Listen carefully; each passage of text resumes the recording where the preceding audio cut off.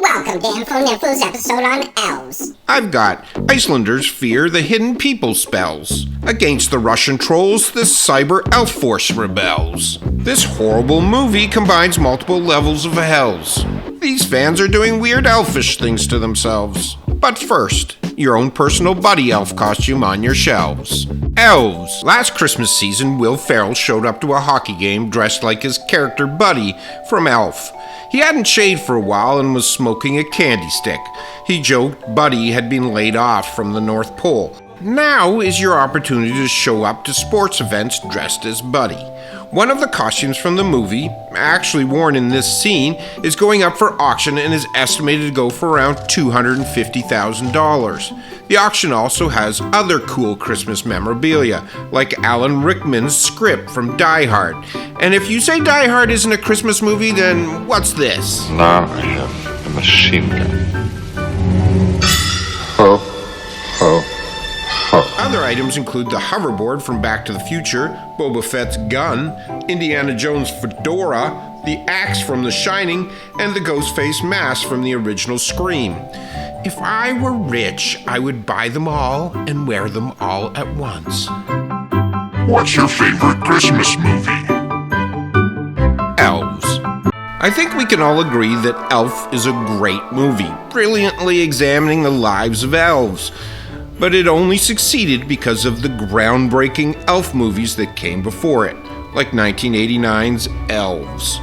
Now, there is a lot of it that is hard to show you because, well, they needed a lot more lights. But what you can see, like this 2-foot genetically superior elf, is cutting edge. And the plot... I want to know the connection between the elves and the Nazis. Good question. It seems this dude is behind it all. Are we gonna be alright? No, Willie, Gramps is a Nazi.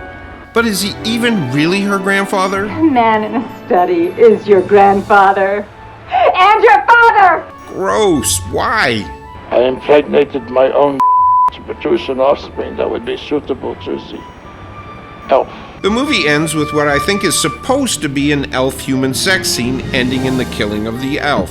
Credits finally roll, and we see an ultrasound of the Antichrist growing in our heroine's stomach, preparing to spring forth from her womb and destroy the earth.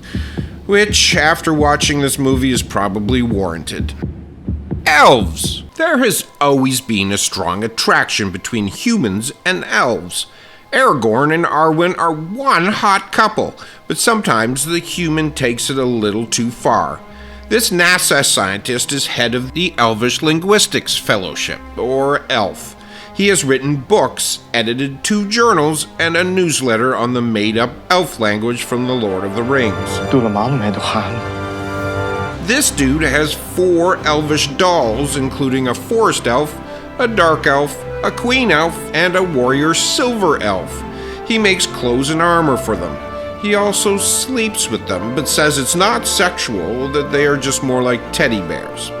Finally, this man has had over 35 surgeries to look like a space elf, including getting laser surgery to turn his eyes purple, getting his skin bleached, and liposuction on his chin.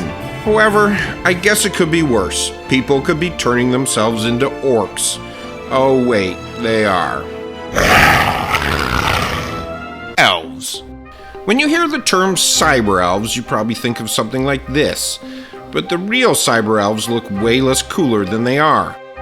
They are anonymous cyber activists who fight crime and disinformation. The cyber elves started with about 20 people in Lithuania and are now in about 13 countries and have about 5,000 members.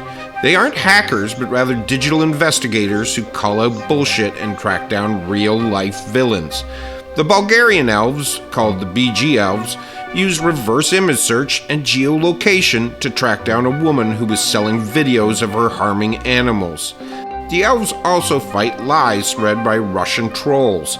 Get it? Elves versus trolls? I just wish they looked a little cooler.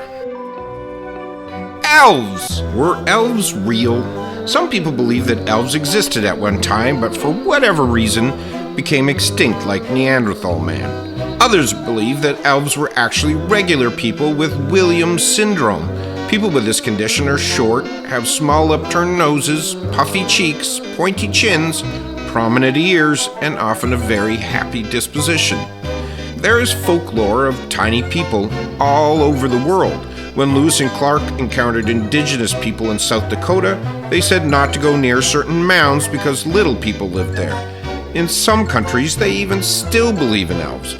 In Iceland, 62% of the population range from thinking the existence of elves is possible to believing they definitely exist. They call them the Huldafolk, or hidden people. Icelandic people make little houses for them, and more than once they have halted road construction when they fear it is going through an elf habitat.